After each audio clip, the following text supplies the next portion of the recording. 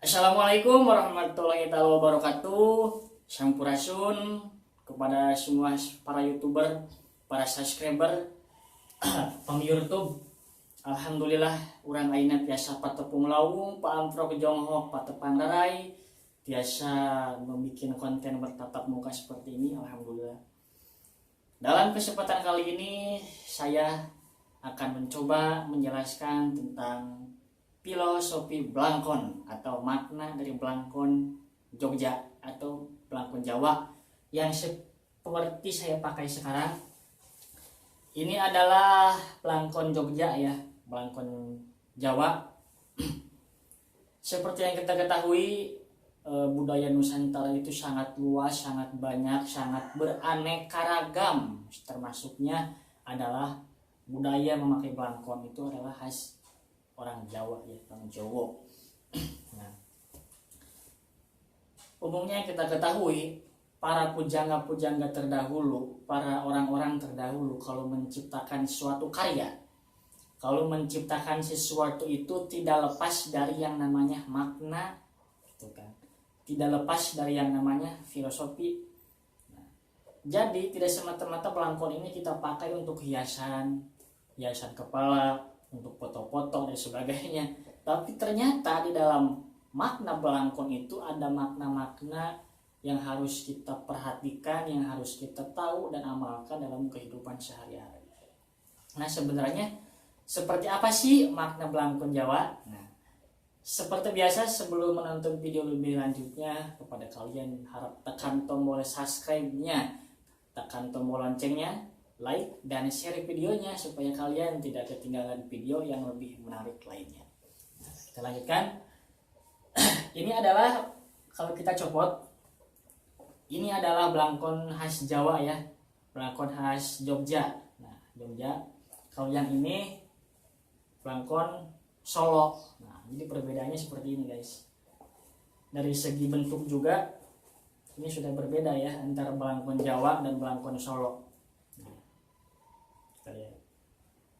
Ini perbedaannya. Jadi kita sekarang akan membahas tentang makna Blangkon Jawa ya, Blangkon Jogja. Seperti apa filosofinya? Kalau kita perhatikan di dalam Blangkon Jawa ini, di sini ada yang namanya klepet ya guys. Nah, kalau nggak salah namanya klepet ya. Kalau saya salah harap berkomentar di kolom komentar. Di sini ada yang namanya klepet ya guys, Blangkon ini. Nah, seperti ini klepet. Klepet ini kalau kita hitung jumlahnya itu ada 17. Ada 17 di sini ya. 1 2 3 dan sebagainya. Di sini kalau Blangkon yang benar-benar rujukan dari Sunan Kalijaga gitu kan. Di sini adalah ada 17 klepet ya. Nah, 17 klepet ini menandakan adalah 17 rakaat sholat 5 waktu. Nah, jadi kalau kita hitung ya, sholat 5 waktu itu kan ada subuh 2 rakaat, duhur 4 rakaat, asar 4 rakaat, maghrib 3 rakaat, isya 4 rakaat. Itu kalau kita jumlahkan ada 17. Nah, jadi makna klepet dari Blangkon ini menandakan 17 rakaat sholat 5 waktu. Nah, jadi kalau kita memakai bahan Blangkon ini, oh, kita teringat kepada sholat yang 5 waktu. Bahwasanya kita jangan sampai lupa gitu dari sholat kewajiban yang 5 waktu itu. Jadi kalau kita memakai Blangkon, kita tahu gitu kan, kita langsung ingat, wah, kita jangan sampai meninggalkan sholat yang 5 waktu. Karena di sini jumlahnya ada 17 rakaat sholat. Kemudian yang selanjutnya di sini juga ada yang namanya bendolan. Nah, dalam Blangkon ini ada yang namanya bendolan. Di sini ya. Bendolan ini sejarahnya kalau yang saya baca ya, yang saya tahu dulu itu kaum Adam di Jogja itu sering membudayakan memanjangkan rambut ya. Memanjangkan rambut, ketika rambutnya dipanjangkan terus diikat, digulung, ditutupi oleh kain. Nah, berubahlah kemajuan menjadi Blangkon seperti ini. Nah, ada pula makna bendolan Blangkon ini adalah kita itu harus pandai-pandai menyimpan aib diri sendiri maupun aib orang lain. Nah, jadi kita kalau memakai belangkon itu, oh ya ingat, kita itu jangan sampai membongkar aib orang lain, kita itu jangan sampai membongkar aib diri sendiri. Harus pandai-pandai menyembunyikan serapat mungkin di belakangnya gitu kan. Jangan sampai kita keceplosan lah gitu, atau dengan secara sengaja kita membongkar aib orang lain, membongkar aib diri sendiri. Nah, disimbolkan oleh bendolan ini kita harus pandai-pandai menutup rapat aib kita maupun aib orang lain. Nah, seperti itu. Ada pula di sini bendolan ini, nah pengrajin belangkon harus tahu ya, bendolan ini itu kan harus benar-benar lurus, gitu kan. Jadi si bendolan ini harus benar-benar lurus ke sini. Apa maknanya bendolan ini harus lurus gitu kan? Di sini harus lurus itu artinya kita jangan menyimpang. Jangan sampai menyimpang dari ajaran keislaman gitu kan. Di sini kita harus lurus menyembah kepada Tuhan yang Maha Esa. Artinya ketika kita memakai belangkon, kita itu jangan sampai membelokkan akidah kita, membelokkan keyakinan kita, menyimpang keyakinan kita. Dicontohkan oleh mendolan yang harus lurus di sini. Artinya kita harus lurus kepada Tuhan yang Maha Esa, yaitu keyakinan gitu. Dan di sini kalau kita perhatikan di samping bendolan ini ada kain dua ya. Nah, ini diartikan sebagai dua kalimat syahadat. Asyhadu alla ilaha illallah wa asyhadu anna Muhammadar Rasulullah. Nah, di sini kita diartikan sebagai dua kalimat syahadat gitu kan. Jadi kita kalau memakai belangkon ini semata-mata kita ingatlah kepada makna-makna yang tadi.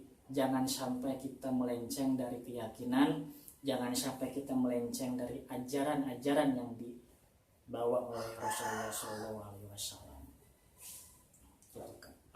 Nah, seperti itu guys, kurang lebihnya makna belangkon Jawa ya. Jadi orang-orang Jawa, orang-orang Sunda dan sebagainya, dikala memakai pakaian tradisinya itu sebenarnya ada makna-makna yang terkandung gitu kan di dalamnya gitu kan. Tidak semata-mata orang-orang dulu itu membuat sesuatu tanpa makna. Membuat lagu ada maknanya, membuat kerajinan ada maknanya, termasuk belangkon juga itu ada maknanya gitu kan. Nah, ini kan disebutnya antara budaya ya. Perkawinan hasil dialog antara budaya dengan agama. Budaya bukan agama, agama bukan budaya gitu kan. Tapi di dalam budaya banyak sekali makna-makna agamis yang harus kita perhatikan. Gitu kan. Nah, ini belangkon ini adalah budaya kan. Jadi kita harus bangga menjadi orang Indonesia dengan kaya akan budaya. Gitu kan.